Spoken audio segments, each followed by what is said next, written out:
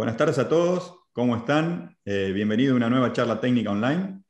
Como siempre, desde Agroconsultas agradecemos a la Facultad de Agronomía de la Universidad de Buenos Aires por sumarse a esta iniciativa y por darnos la posibilidad de poner a disposición de todos ustedes el conocimiento y la experiencia de tanto docentes que son de la facultad, como docentes o investigadores que han pasado por la facultad o que tienen algún tipo de vínculo con la facultad, y es grato para nosotros invitarlos a participar y a disertar en temas en los que son realmente especialistas. En esta oportunidad, la charla se titula Lo que ya nos ofrecen los productos biológicos disponibles y lo que podemos esperar de ellos. Para eso vamos a contar nada más ni nada menos con la presencia de dos disertantes muy reconocidos y especialistas en el tema. Ellos son Alejandro Perticari. Alejandro es ingeniero agrónomo, especializado en microbiología agrícola aplicada a los cultivos y coordinador de la Red de Recursos Genéticos Microbianos, investigador del INTA desde el año 1983 y actualmente él se encuentra en el INTA en la Estación Experimental de San Luis. Es integrante de la Red CAE, Red de Control de Calidad de Inoculantes, y de la Mesa de Nutrición Biológica. Alejandro estuvo vinculado con la Facultad de Agronomía, participando en trabajos conjuntos con la Cátedra de Microbiología de la Facultad de Agronomía de la Universidad de Buenos Aires. ¿Sí? Luego de Alejandro va a pasar a disertar Martín Díaz Orita. Martín es ingeniero agrónomo, magíster en ciencias agrícolas y PhD en ciencias del suelo. Es especializado en el diseño de estrategias de manejo eficiente de nutrientes en cultivos extensivos. Además, Martín es profesor adjunto en la Cátedra de Cereales y Oleaginosos en la Facultad de Agronomía de la Universidad Nacional de La Pampa y es socio gerente de DZD y coordinador del Comité Técnico de Fertilizar Asociación Civil. Martín estuvo vinculado mucho tiempo a la facultad. Él fue docente a la Facultad de Agronomía de la Universidad de Buenos Aires. Él fue docente de la Cátedra de Cerealicultura de la misma facultad y actualmente es docente invitado en el curso de posgrado en la especialización de cultivos de granos de la Facultad de Agronomía de la Universidad de Buenos Aires. Así que, como verán, para nosotros es un gran gusto tenerlos y son las personas más que indicadas para hablar del tema. Aprovecho entonces y los saludos. ¿Cómo están Martín y Alejandro? Bienvenidos. Hola Ramiro, ¿cómo estás? Hola. Hola Alejandro, ¿cómo estamos? Hola, ¿qué tal? ¿Cómo están Ramiro y Martín? Un gusto. Bueno, el gusto es nuestro. Y yo, sin dejar perder más tiempo, quiero hacer una pequeña aclaración, si me dejan Martín y Alejandro, que es que, como siempre comentamos, a la audiencia tienen la posibilidad de, a medida que transcurren las charlas de ambos, pueden ir dejándoles consultas por escrito. Debajo del reproductor van a encontrar un espacio de comentarios y ahí pueden dejar consultas. Pero además quiero aclarar que, a diferencia de años anteriores, y como venimos haciendo en las charlas de este año, van a tener la posibilidad de hacerle consultas a ellos, a viva voz, ingresando a una reunión de Zoom. Para eso, al finalizar la charla de Martín, les vamos a compartir un link para que accedan a tal charla de Zoom, o un código QR que va a aparecer en pantalla, podrán escanear con el celular y acceder a realizarles consultas en un espacio para tal fin. Lo van a poder hacer a viva voz. ¿Sí? Más allá de eso, les recuerdo la posibilidad de hacerles consultas a través del panel de expertos. Martín es experto, ¿sí? Forma parte del panel de expertos de agroconsultas, pueden ingresar a hacerles consultas a través de la página de manera online. Y espero que próximamente, luego de esta charla, tengamos el gusto de sumar a Alejandro si se anima a formar parte del panel de expertos. Será un gusto para nosotros. Así que bueno, dicho esto, ahora sí lo dejo primero a Alejandro, que comience con su disertación y que nos cuente lo que tiene para contarnos. Adelante, Alejandro. Antes de comenzar, quisiera agradecer a las empresas y o productos que nos acompañan en esta charla. Estos son Fronda, fertilizante foliar, y Solo, un fertilizante líquido de la empresa Ingeniería en Fertilizantes, la línea Biológicas de Corteva, Yara, Summit Agro, y por intermedio de los disertantes que van a estar participando, DZ Agro, la consultora DZ Agro, el grupo Producción en Semiárida de la Facultad de Agronomía de la Universidad Nacional de La Pampa y la Mesa de Nutrición Biológica. La idea es contarles lo que tenemos hasta el momento en productos biológicos. Y para empezar con el tema, la idea es hacer una breve introducción de lo que entendemos, porque esto está todavía a nivel de consensuar definiciones, pero entendemos que los productos biológicos, por lo menos que tenemos pensado y aplicamos cotidianamente en la agricultura se refieren a productos con microorganismos vivos que aplicado a la rizosfera, ya sea sobre todo semilla, tienen contribuciones directas, por ejemplo, fijación de nitrógeno en promoción de crecimiento. Tenemos dos grandes grupos, que serían los inoculantes históricos de leguminosas, que tienen más de 100 años que se conocen sus beneficios, que se aplican en muchas leguminosas cultivadas en nuestro país, con alta adopción en algunos cultivos como soja, vicia, maní, alfalfa, y los promotores de crecimiento o biofertilizantes, que en los últimos años lentamente van creciendo en su empleo. Incluyen bacterias promotoras de crecimiento como Azospirillum, Pseudomonas, y Azospirillum es el más conocido y el más aplicado.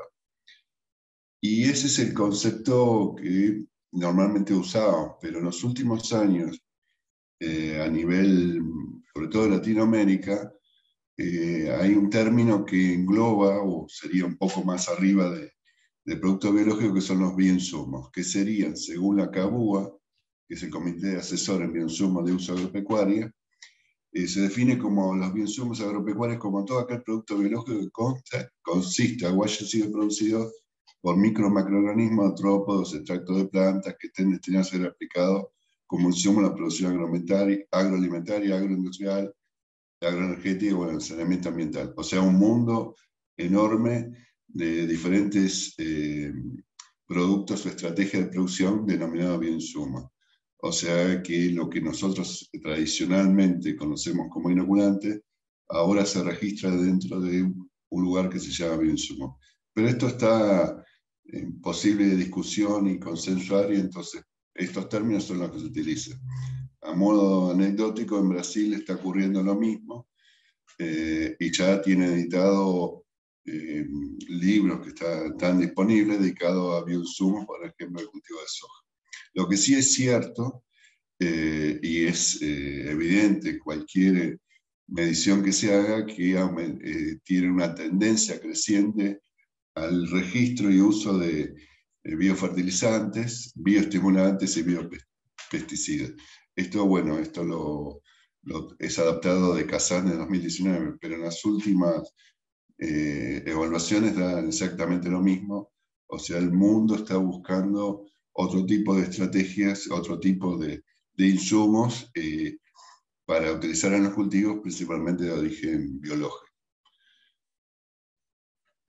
Y dentro de estos biofertilizantes, como ya lo decía, tenemos bueno, los fijadores de nitrógeno, las leguminosas, solubilizadores de nutrientes, que pueden ser Pseudomonas, Penicillium, micorrizas, fitoestimulantes como los promotores de crecimiento, Azospirillum, otros promotores como pueden ser Bacillus, Pseudomonas y un número enorme de bacterias que todo el tiempo estamos descubriendo nuevas especies, moléculas señal como isoflavonoides o las señales de interacción con Rhizobium, que se utilizan también como moléculas de promoción de crecimiento, biofungicidas, que ya tienden a ser utilizados en una escala que se puede medir, digamos, bioinsecticidas en menor grado, bioherbicidas no tanto, y bionematicidas que se están promoviendo, pero tampoco son de amplio uso.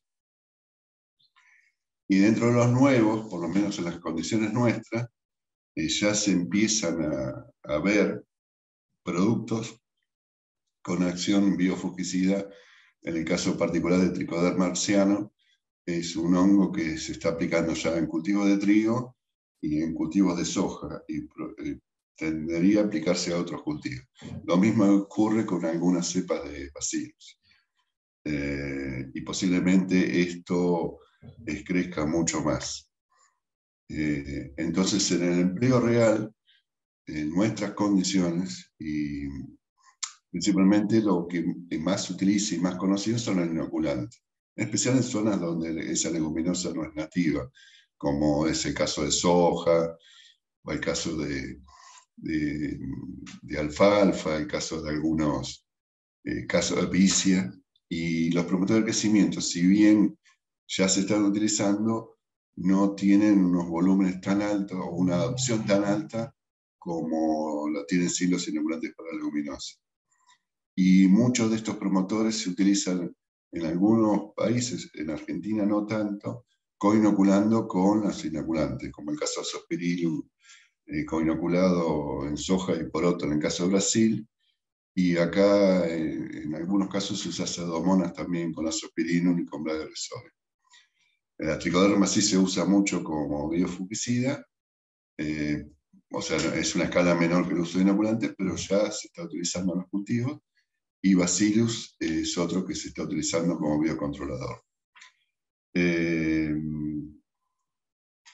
Y biocontroladores de insectos en otros países, como, o sea, en Brasil sobre todo, tienen una cierta utilización. En el caso nuestro, solamente a nivel de investigación o a nivel de fomento, pero su uso todavía no tiene avances, no está implementado. Y eso sería todo lo que tenemos hasta ahora conocidos. Y bueno, lo que se viene, o sea, posiblemente muchos de estos microorganismos que antes mencionaba, en algún caso se están armando o probando o evaluando mezcla de los mismos denominadas consorcios. O también diseñando consorcios con especies nuevas. Pero el tema que, por lo menos desde mi punto de vista, que yo veo que está llevando más interés y muchísimas investigaciones, es conocer, por un lado, con las técnicas modernas metagenómicas, los microbiomas alrededor de las diferentes partes de la planta, como el rizobioma del suelo, de la raíz, de rizosfera, de parte aérea, entendiendo que el microbioma es la microbiota que está en determinado lugar de característica y en un determinado hábitat. Y eso caracterizado, en muchos casos, implica digamos, una combinación de diferentes microorganismos que actúan beneficiando el crecimiento de las plantas, ya sea en forma directa con promoción sustancias promotoras de crecimiento vegetal o controlando patógenos. Y últimamente algunos trabajos que estudiaron la evolución en el tiempo de estos microbiomas respecto a especies conocidas que tenemos, antecesores disponibles respecto a los actuales, y se ve que la evolución de la domesticación, al no considerarse las relaciones microbianas, se ha perdido características que tenían los cultivos ancestrales. Entonces hoy tenemos, por ejemplo, en algunos cereales como trigo y cebada, que han estudiado investigadores de Italia y otros lugares de Europa, que han aumentado las relaciones, son más diversas, y anteriormente las relaciones eran más íntimas, llegando casi a una especie de simbiosis, y esa ventaja que tenían los antecesores le permitía no solo tener accesibles los nutrientes que necesitaba para el crecimiento, sino también asociarse con especies microbianas que la protegían contra el ataque de patógenos. Y a partir de eso, considero que es muy factible que se tienda a diseñar ya no solo una bacteria aislada, sino consorcios o microbiomas asociados al crecimiento de la planta.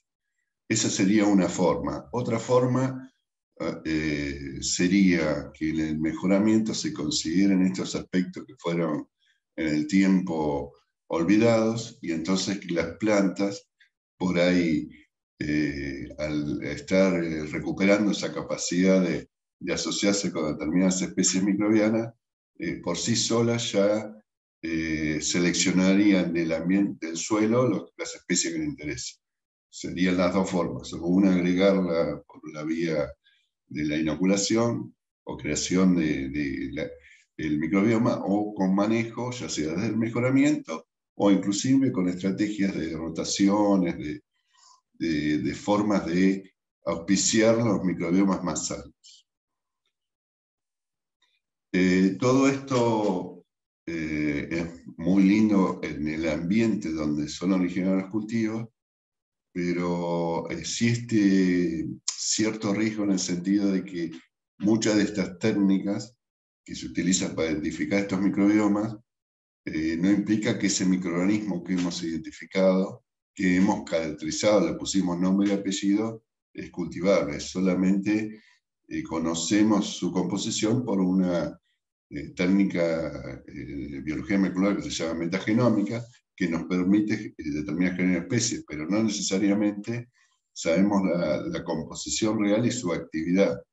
Y existe, ya aparece en la literatura, que hay que tener cuidado con que no liberar o trasladar de un ambiente a un ambiente nuevo especies que son de otro ambiente sin conocer si afecta o no ambientalmente al nuevo ambiente. O sea, anteriormente no había tanto riesgo con los microorganismos que normalmente conocemos como inoculantes, pero esto va a ser un mundo nuevo y bueno, hay que acotarse esos riesgos y hacer la trazabilidad que corresponde. Entonces, Entonces, como para concluir, o sea, conocemos con evidencia ya cómo funcionan determinados bioinoculantes o biofertilizantes o biocontroladores, ya seleccionados por sus virtudes, y que ya están muchos instalados fuertemente en el ámbito productivo. Las técnicas modernas nos permiten determinar las composiciones y funciones de los microbiomas del suelo y de partes vegetales, y estas relaciones estrechas posiblemente en el futuro permitan desarrollar nuevos bioinsumos. Y hay que ser cuidadoso en la elección y desarrollo de esos componentes que permitan la trazabilidad, evitando incorporar especies microbianas de riesgo, e inclusive no solo por el riesgo, sino para tener idea de qué estamos aplicando, porque esto va a ser más complejo que lo que normalmente hacemos. Y si no hay técnicas de trazabilidad, va a ser complicado entender por qué pasan algunas respuestas o por qué no hay respuestas. Y bueno, una propuesta es que considerar toda esta serie o conjunto de microorganismos como socios que promueven el crecimiento vegetal. Así que, bueno, muchas gracias. Alejandro, muchas gracias por lo sintético de tu charla, pero por lo completa. Un gusto. Si te parece ahora, pasamos a la disertación de Martín, y luego nos volvemos a ver en el espacio de consultas. Así que, Martín, ya te podés ir sumando y pasamos a tu disertación. Adelante. Muy bien, muchísimas gracias. Muy buena la introducción de Alejandro. Gracias, Ramiro, por coordinar esta situación en dúo. Y vimos lo que podríamos esperar de este tipo de productos biológicos y sus precauciones. Y lo que vamos a tratar de conversar es sobre qué es lo que nos ofrecen hoy estos productos en cuanto a lo que ya tenemos disponible. Vimos que hay abundante información que nos ligan a los procesos que hacen el crecimiento de las plantas con los microorganismos, o dicho en forma más práctica, no hay posibilidad de actividad biológica en el suelo que se aísle de la simbiosis con microorganismos en condiciones naturales, y que también sabemos, a partir de resultados experimentales y a niveles controlados y extensivos, que estos microorganismos de la rizósfera, cuando son introducidos, son aplicados, generan cambios tanto en la nutrición de las plantas, en su sanidad o en su crecimiento, y eso a nivel específico o a través de diferentes especies en forma simultánea. Entonces, el propósito de los próximos minutos es compartirles algunos elementos que permitan discutir qué aportes tenemos medidos en cultivos extensivos al aplicar estos microorganismos contenidos en productos biológicos. Alejandro presentó una clasificación en cuanto a la definición y también nos aclaró distintos procesos en los cuales los microorganismos participan. Hoy, cuando vemos productos microbianos disponibles que se aplican en la agricultura, estos mismos podrían también clasificarse en cuanto a dos grandes categorías: aquellos que mitigan, anticipan, previenen condiciones de estrés abiótico, tanto desde el efecto de correcciones en cuanto a la eficiencia de la nutrición, aportando nutrientes o facilitando el acceso a los mismos, o el mejoramiento del crecimiento de los cultivos, respuestas ante condiciones de estrés, promoción del crecimiento de raíces y todos los aspectos derivados que hacen a la acumulación de materia seca al proceso de crecimiento en distintas plantas. También la segunda categoría es la de protección biótica, donde los microorganismos, en interacción con hongos, nematodes, plagas, insectos o malezas, generan su control por antagonismo, por competencia de espacios, o por ser deleterios o tóxicos, o por compuestos tóxicos que producen. Es decir, que accionan sobre el sistema de cultivo. El grueso de la información que disponemos en cuanto a de cultivos extensivos aplicados a nivel regional está centrado en la primera categoría, que es la de mitigadores del estrés abiótico, y sobre el cual vamos a ver algunos antecedentes de cómo responden los cultivos al aplicar estos productos en tratamiento de semillas. Parte de los resultados pueden ser ligados a procesos en la emergencia anticipada, en la implantación, que hacen la mayor acumulación de la materia seca. Este es un ejemplo de un estudio realizado aquí en Santa Rosa, en cultivos de vicia, con distintas combinaciones de inoculantes con rizobios aplicados en cultivos sembrados en el suelo o sembrados en forma aérea o en superficie, y donde vemos en la línea negra el control sin inoculación, y tanto en la línea punteada o continua, y las de colores son distintas combinaciones de tratamientos de inoculación. Y lo que vemos, independientemente de hablar de procesos ligados al crecimiento en la acumulación de materia seca, es la evolución de la emergencia. Y fíjense que la inoculación per se mejora la condición de emergencia. Es un proceso anterior a la fijación biológica del nitrógeno, en el cual el porcentaje de semillas que germinan y plántulas que emergen es mayor. Y ese proceso está medido y observado recurrentemente con distintos tratamientos microbianos como facilitadores de procesos de emergencia anticipada. Luego de esa emergencia, hay efectos sobre el crecimiento de las plantas, crecimiento como acumulación de materia seca, tanto en la parte aérea como en las raíces, y también vemos lo mismo, vemos que algunos microorganismos, en este caso aplicaciones de tratamientos de una formulación líquida con Azospirillum brasilense, en más de 297 sitios, vemos porcentajes de respuesta en cuanto a acumulación de materia seca de raíces cercanas al 20%, y de materia seca en estadios de macollaje del trigo cercanos al 15 o 12% de crecimiento. Es decir, tenemos evidencias que el crecimiento en cuanto a la acumulación de materia seca también es afectado por la incorporación de microorganismos específicos.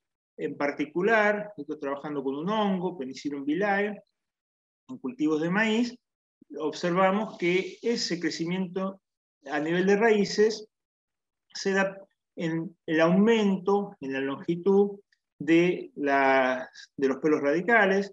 Ese aumento en la longitud de los pelos radicales y su proporción está ligado está interpretado como una condición de mayor tasa de aparición y crecimiento, y que estaría indirectamente contribuyendo a mayor exploración del suelo, mayor acceso a recursos disponibles en el suelo, tanto de agua, nutrientes o incluso terápicos.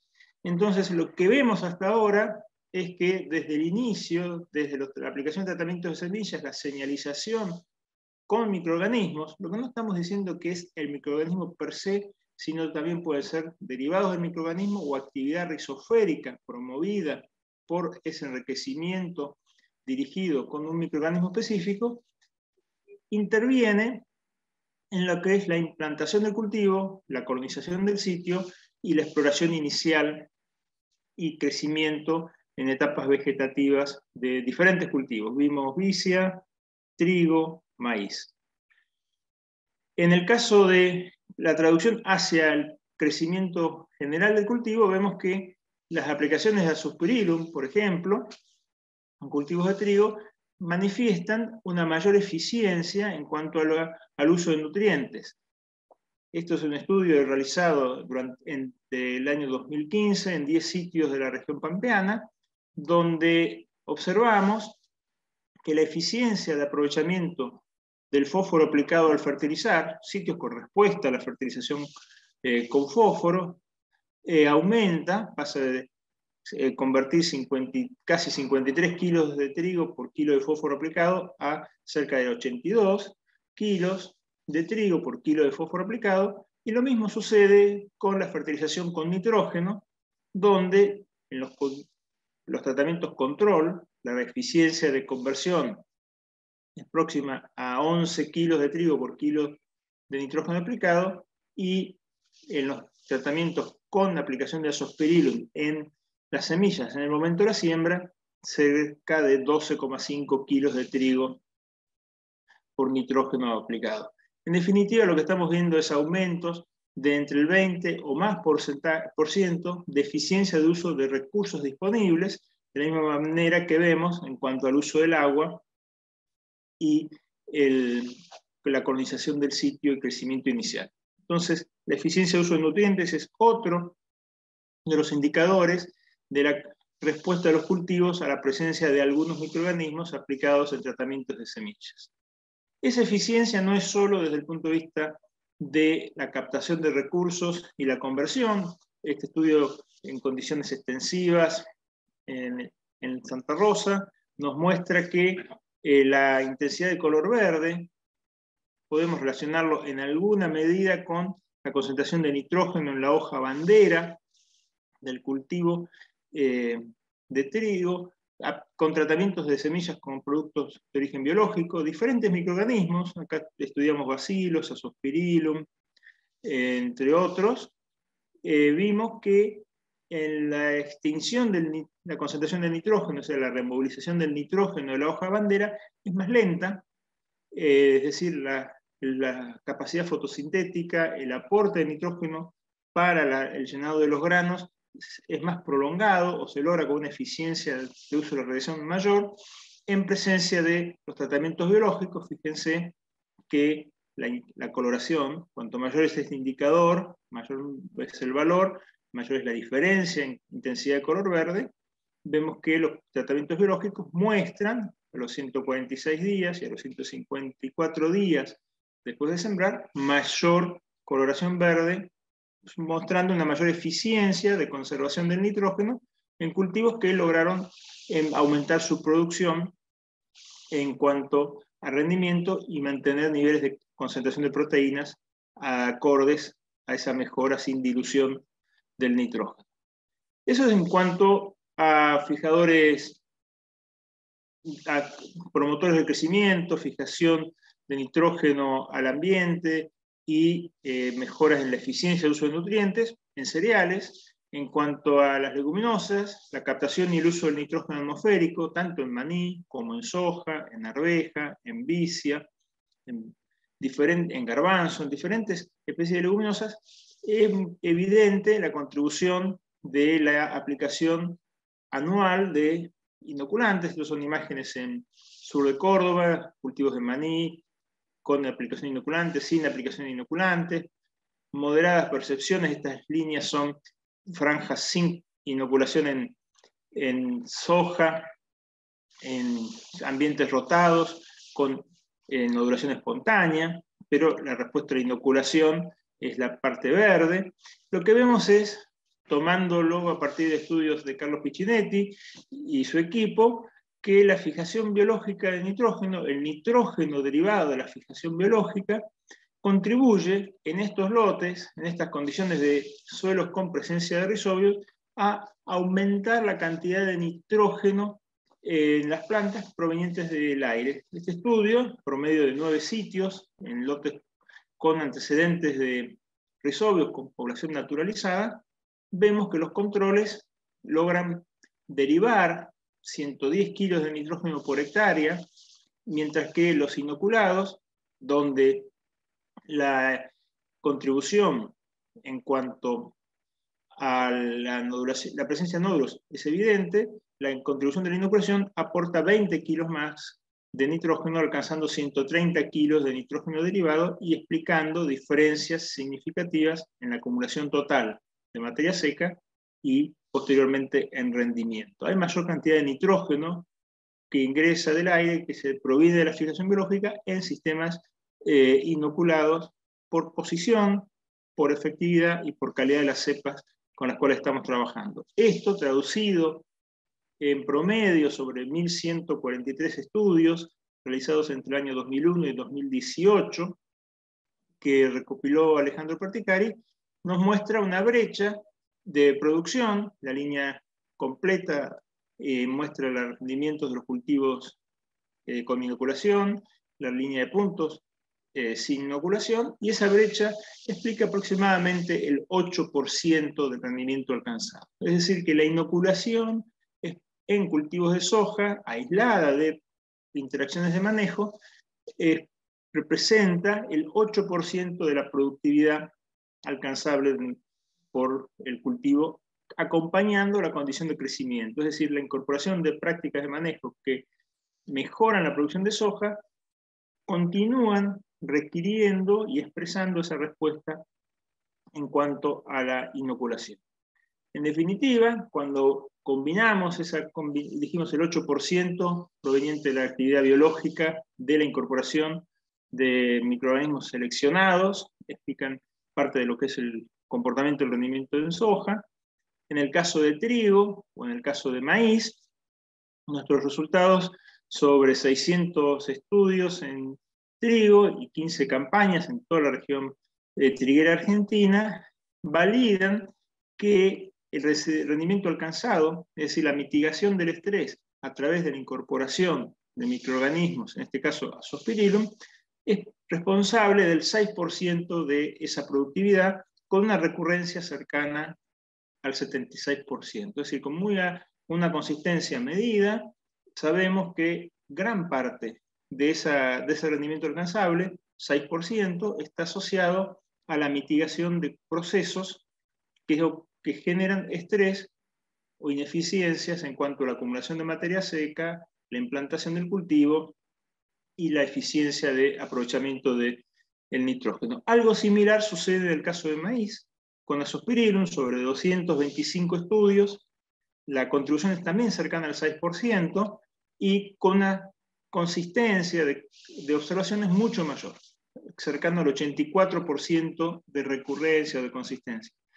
Por lo que podemos interpretar que la condición de estrés mitigable por mejoras en la actividad biológica desde el inicio del cultivo es más importante o más frecuente que lo que podemos observar durante los cultivos de invierno, alcanzando una magnitud similar en cuanto al nivel de respuesta. En el caso de maíz, la frecuencia de sitios con respuesta, esa consistencia, disminuye en la medida que la condición de implantación es en campañas con abundancia de precipitaciones, en condiciones de baja frecuencia de precipitaciones, niveles insuficientes de precipitaciones en la siembra, estamos cercanos al 90% de consistencia. Estamos viendo que el efecto inicial es muy importante en lo que es la señalización de la mitigación del estrés y que la magnitud alcanzada por esa respuesta está ligada a la condición de precipitaciones o al balance hídrico durante el periodo crítico de formación del rendimiento del cultivo, que ocurre a partir de enero y durante febrero en la etapa de llenado de los granos, donde condiciones más favorables, la magnitud es menor, alcanzando en el escenario de menor nivel de respuesta, cercano al 4% de rendimientos en condiciones de muy abundante precipitación.